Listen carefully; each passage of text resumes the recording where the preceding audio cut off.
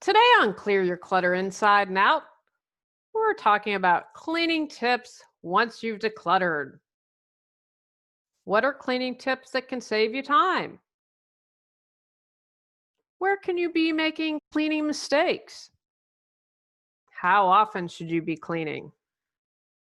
Learn cleaning tips as we continue our month focusing on a little bit of this and a little bit of that. Do you control your clutter, or does your clutter control you?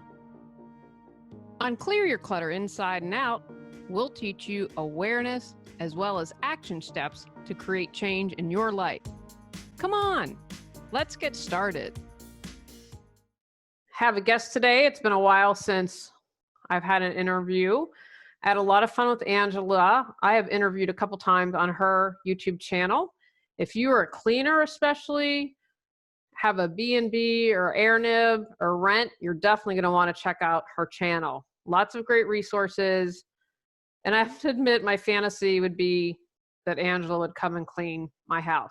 Not only because she'd do an amazing job, but I would trust her in my space, which is super important to me. And if you're someone that does a lot of cleaning or looking for cleaning tips and tricks, definitely check her out, and we will have a link for that. I always will do that. When I'm decluttering with a client, I always try to dust a shelf if I'm working on a bookshelf or sweeping up, just little things to clean. And so I wanted to have her on and get her thoughts and cleaning, especially anything that can save you time. You know, since we moved, I've always said, I want my hair done and my house cleaned, and I have neither. And I've got to do my henna again. And I have to tell you, henna is such a huge process. I've been avoiding it because it just takes so much time. So if you have a great way to dye your hair that doesn't have chemicals, please keep me in mind and shoot me an email. I found something that might help that I might be trying, but the two things that I would pay the world for, I can't have right now. So it's been a little bit stressful. I really believe if you're going to spend the time to declutter that you are going to want to clean afterwards, especially if it's been a while, you're going to have a lot of dust.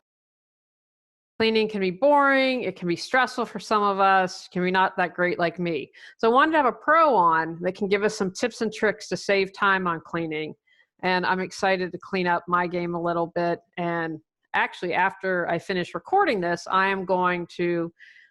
we have found that I like to now split it into 2 times. And so I'm going to do all the dusting today and all the Windexing, working on the mirrors. Is Windexing a word? I'm going to declare it a word. And I don't use Windex, but I think most people know what that is. Anywho, and do our guest bathroom.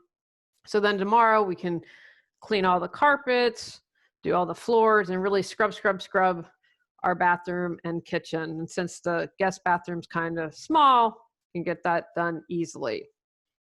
I'm a fan of green cleaning, and if you can clean green, I'm going to suggest it. Angela shares some tips. I also did another in April, I believe, with even more tips on green cleaning. It's going to save you time. It's going to save you money. You're not going to have that chemical smell in your house. And I learned from Angela a pro place for green cleaners. So you'll have a listen and learn where that is. I also believe if you regularly clean, you're going to have a great chance to have a handle on your clutter, right? One, when your space is clean, it just feels good. But if you're like, oh my gosh, I've got so much stuff I don't want to clean, and you commit to cleaning regularly, then that's going to help motivate you to declutter more, and vice versa. So let me tell you about today's guest. Angela Brown owned and managed one of the largest independent cleaning companies in North and South Carolina for 25 years. She's now the CEO of Savvy Cleaner Training for house cleaners and maids. And she hosts a daily YouTube show and podcast for house cleaners called Ask a House Cleaner. Welcome, Angela. Well, thank you so much for having me on today. I'm super excited to be joining you. Now, I have a question, because maybe I've been doing it wrong all these years. And so one of the reasons I wanted to have you on is I work with people in decluttering. If they're listening to the podcast, they want to clear clutter from their lives. Now, typically when I work with a client, say if I'm in the office and I'm doing the bookcase, I'm going to take the time to dust because I'm like, I'm there. I'm not like you. I'm not there to do a full cleaning, a deep cleaning. But my theory always was, I'm in here. I might as well dust and just do minor things. Do you think that's a good plan if someone's decluttering, or should they wait and clear the room and then clean? What are your thoughts on that? Well, that's a fantastic question. And what it comes down to is the energy that you have in the moment. Lots of people don't come in with a full clean, which is you're going to take everything off the bookshelf, you're going to wipe everything down, you're going to dust at the same time. It might be that you're having a conversation with someone in the same room. And during that time, you have a cloth in your hand and you are able to wipe the bookshelf down. So my suggestion is I would wipe it down while the energy and the opportunity presents itself. You can always come back and do a deep clean later, but if that's all the time you have right there, I say use it to your best advantage. Fantastic. Now, what are some cleaning hacks that we can do to save us time? And I love that you responded about energy, because decluttering can stink. A lot of people find it boring, and I always say declutter when you have the energy, when it's good for you. If you're a morning person, don't try to declutter in the evening. So what are some things we can do to save time when cleaning? Well, I think it's not just cleaning first, but it's also decluttering, because the decluttering comes before you can actually clean. And as far as a hack goes, I think the biggest hack, and we use this a lot in cleaning, but we also use it in decluttering and organizing and all these things, is to be very clear about the outcome that you're looking for. So for example, let's say that you have 1 hour and you say, I'm going to attack my entire closet. Okay, what does that mean? And before you begin, before the hour starts, be very clear about what the finished project looks like, because lots of people will go inside and then they wander around and they spend an hour and they do little bits of this and that, but because they were not clear of the outcome, then they don't recognize it when it arrives. So is the outcome you're going to get rid of 2 garbage bags of stuff? And if that's the outcome, then go in with 2 garbage bags and you're done when you have those 2 bags full. If it's creating more space, what does that look like? Does that mean that this whole rack is going to be organized and you have a place for your work clothes, right? Mm-hmm. Then if you are completely clear about what the outcome looks like, then you will recognize it when you get there. And I think lots of people in the decluttering space get really frustrated because they haven't articulated what the finished job looks like. You think like an organizer. That's fascinating. I think that's great. So if we've decluttered and we're now like, okay, I've got everything ready to roll, I'm going to clean now. Are there any things that you recommend that can save us time? Yes, first and foremost, frequency.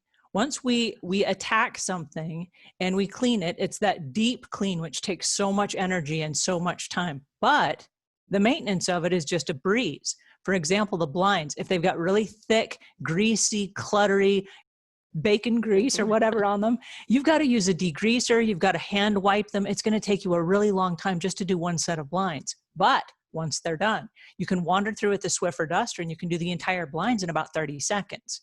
So the secret and the biggest hack is maintenance. Get yourself on a maintenance program where even if it's every day, you do a little segment of your house. It doesn't have to be the whole house, just a little segment. But once you do that little segment, just maintain it, and then it's quite easy.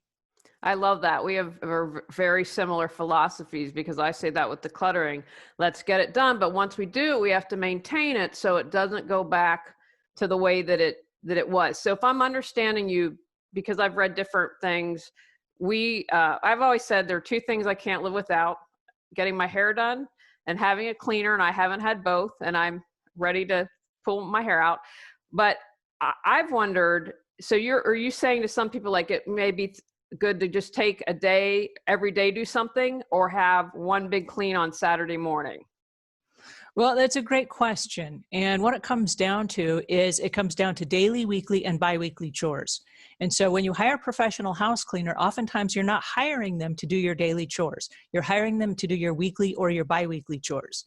And so instead of having a great big day where you're doing those weekly or biweekly chores, it is your responsibility as the homeowner to do those little daily chores every day. Those are things like washing your dishes and making your bed and wiping the bathroom sink off after you've brushed your teeth to wipe up any loose toothpaste or what have you.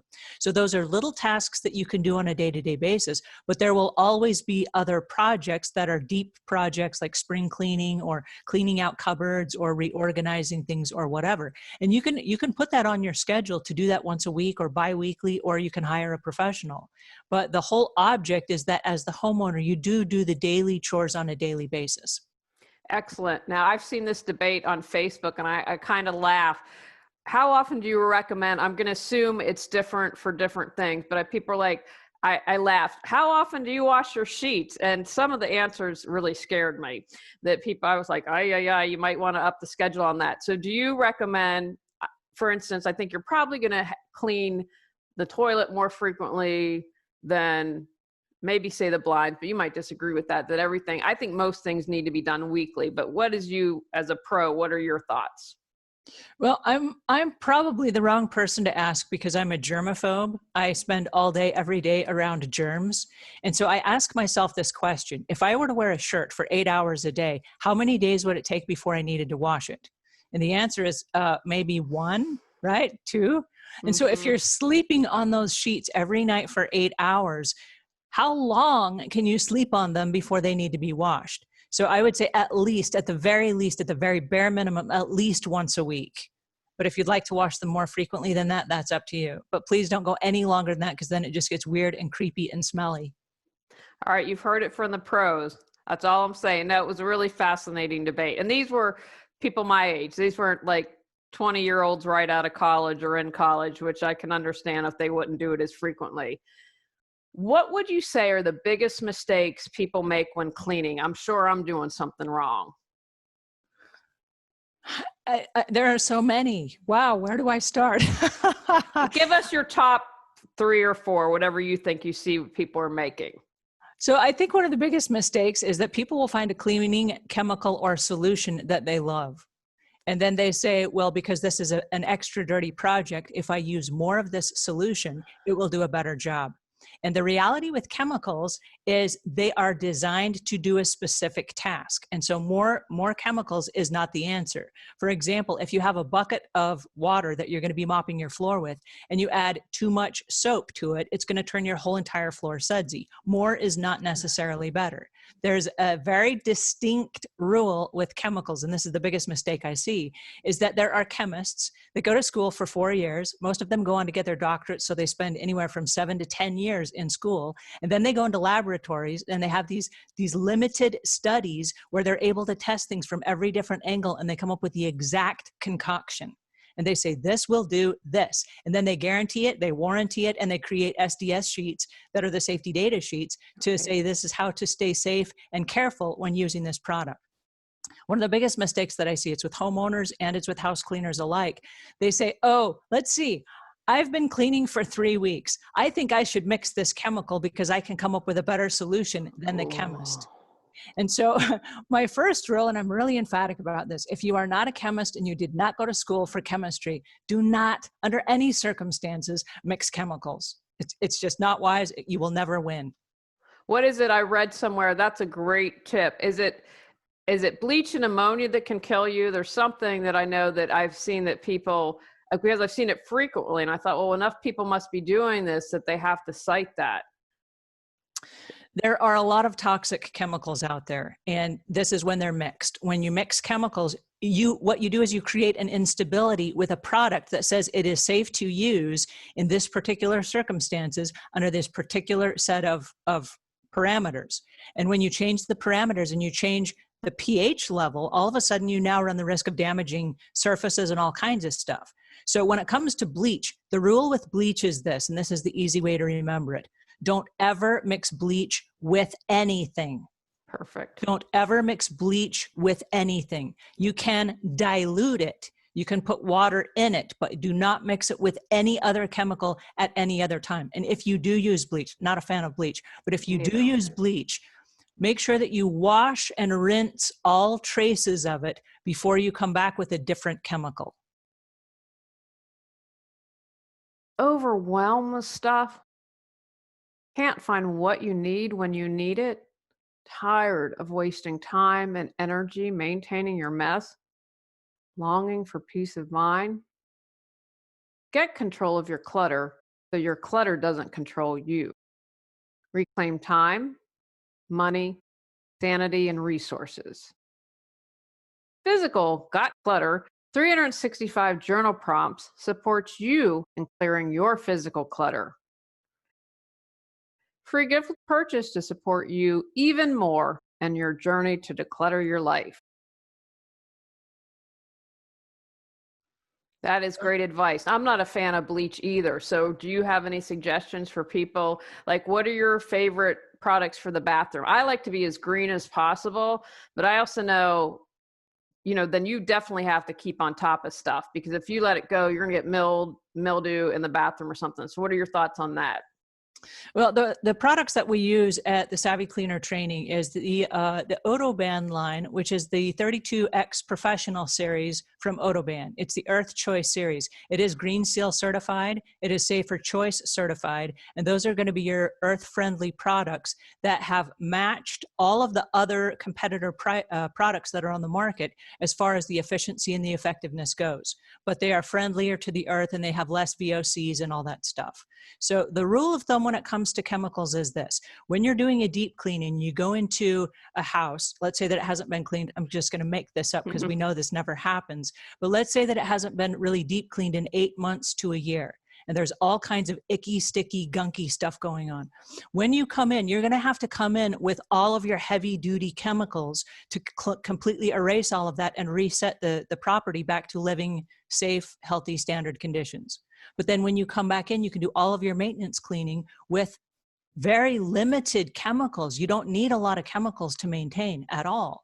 And one of the biggest fun things with microfiber cloths is you can do a lot of cleaning and sanitizing with nothing more than a microfiber cloth and some distilled water. Oh, I love microfiber cloths. I think that I think that that's an excellent tip. Are there any brands that you recommend, or they're pretty much the same across the board? Well, my background is with professional house cleaners. So with professional house cleaners, we buy all of our supplies from Microfiber Wholesale, and they offer us the same prices that they offer all of the major franchises that do house cleaning professionally. And so it's even if you're just one or two people, you can buy all of their products at those same reduced prices. So you can buy microfiber cloths on Amazon. There are a lot of distributors that carry microfiber cloths. The key with microfiber cloths is this: microfiber cloths are actually no more friendly to the environment than paper towels. And so they're made of recycled plastic and they're not biodegradable and all these things. But if you take care of your microfiber cloths, they can last up to 500 washes, which makes them a better choice for us than paper towels because we can use them over and over and over and over and over again, getting the most use out of them without being so unkind to the earth. So I kind of hate the fact that they're not biodegradable and whatever, but that is why we use the microfiber cloths. But there are lots of distributors that sell them on the market. Fantastic. But that's a great point. It's a choice with everything. And if you can use it for 500 washes, that in the long run, I think is better. And I also believe personally, we have the ability to think these things and solve these problems. We just don't have people that want to do it. So we've got to get more of us that are interested in pushing forward. What other products do you like besides the microfiber cloth? I'll tell you what we got and that I love and was worth every dime, although I got it on sale because that's how I operate. We got a mop steamer, and I absolutely love this thing.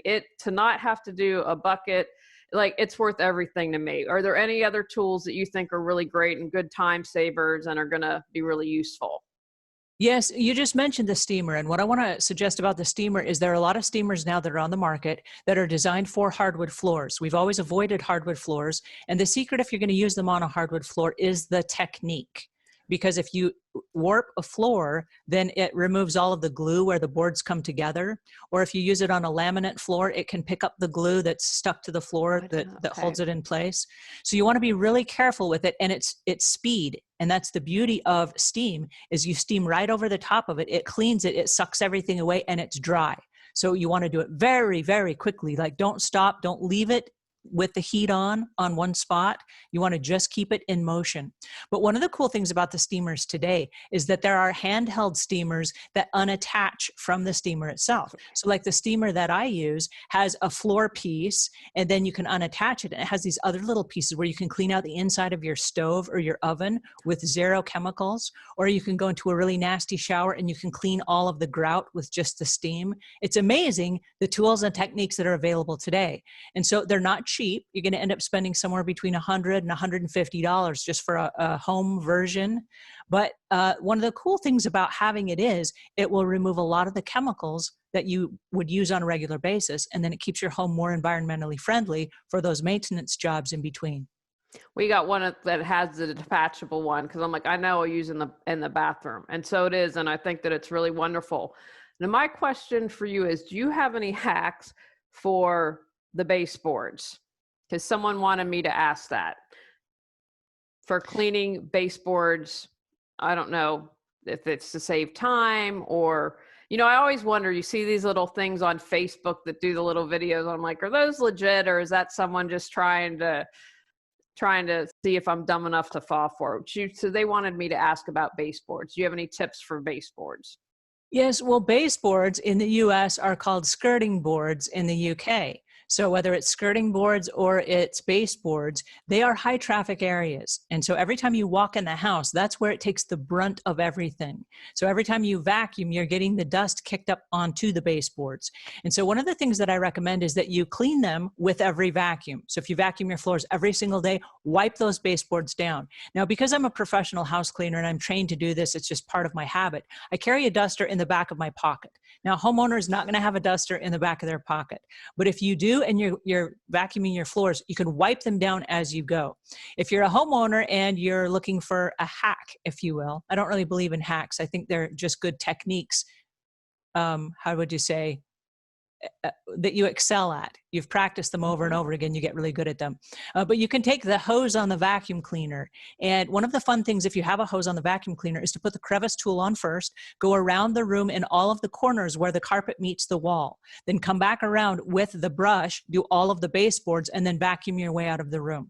That way, all of the crevices, all of the corners, all of the baseboards are vacuumed. Everything is nice. And then you've got all those carpet lines following you outside the room. So that's a nice way we do it when we clean people's homes professionally. That's awesome. I'm going to need to find someone that's been trained by you.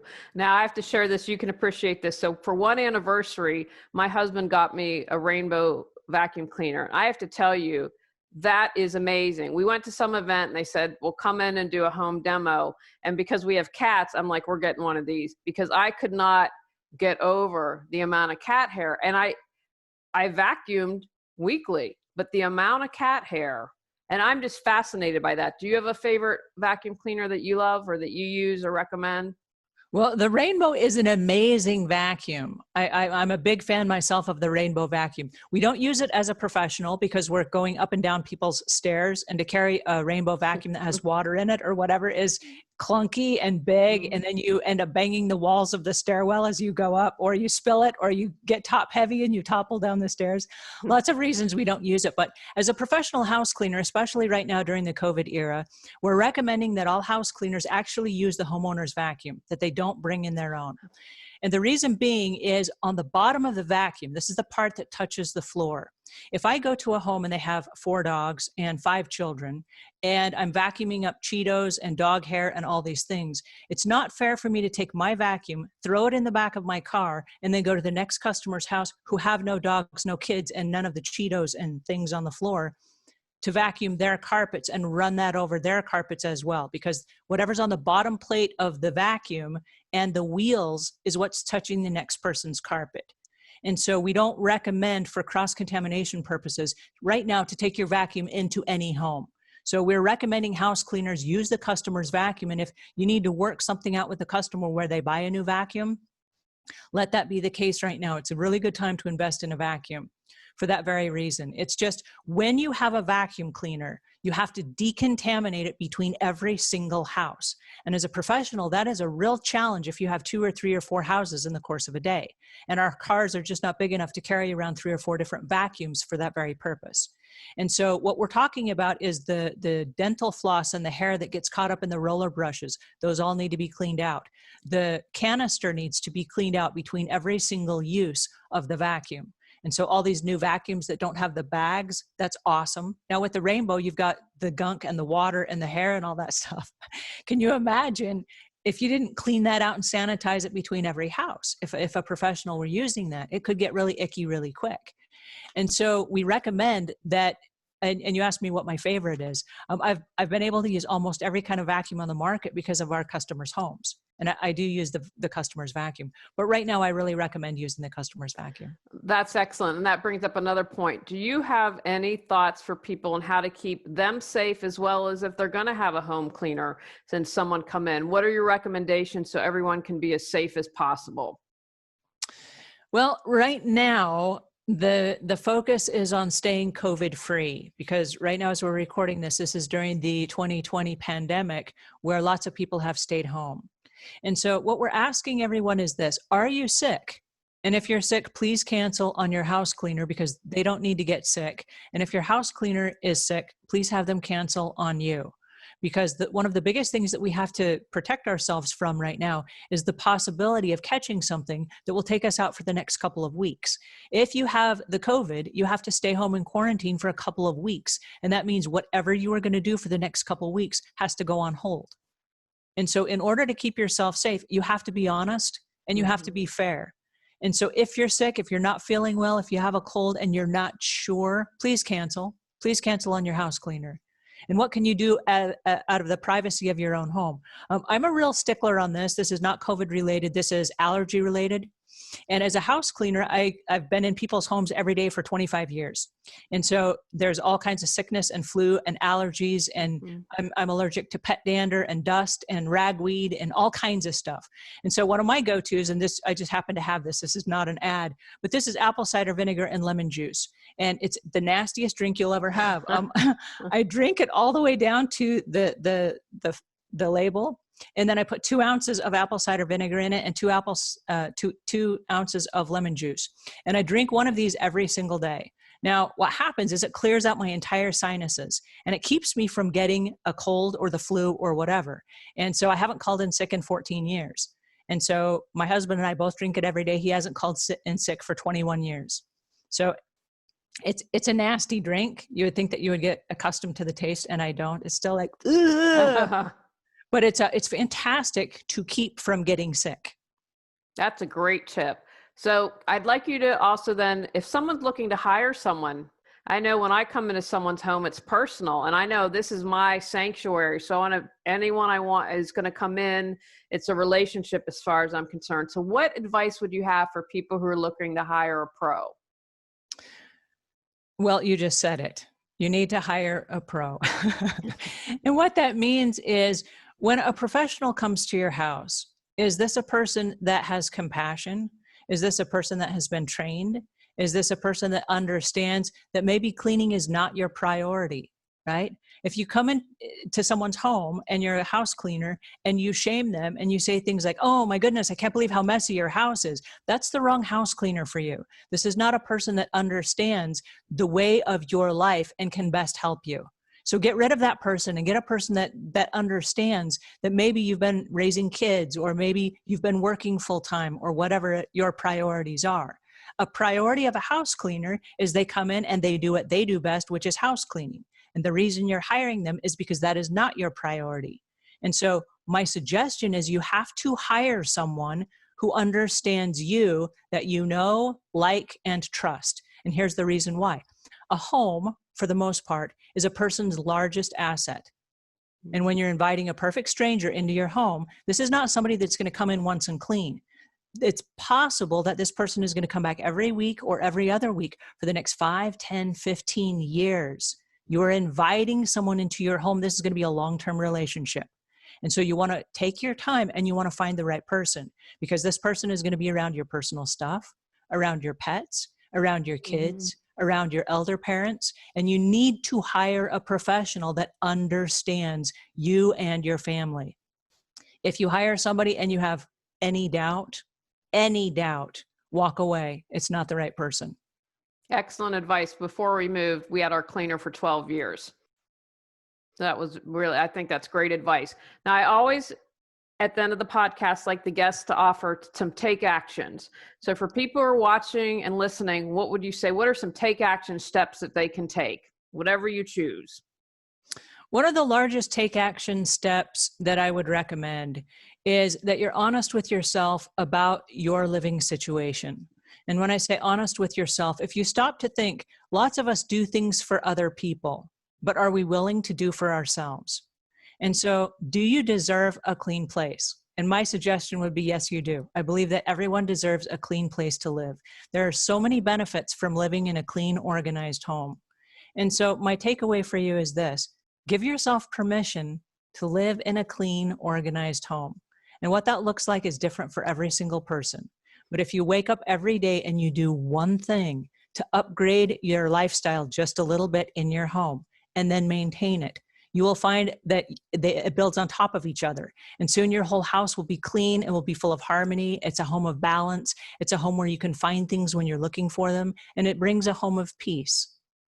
Outstanding. Now, tell people how they can find out more information and tell them about your YouTube podcast.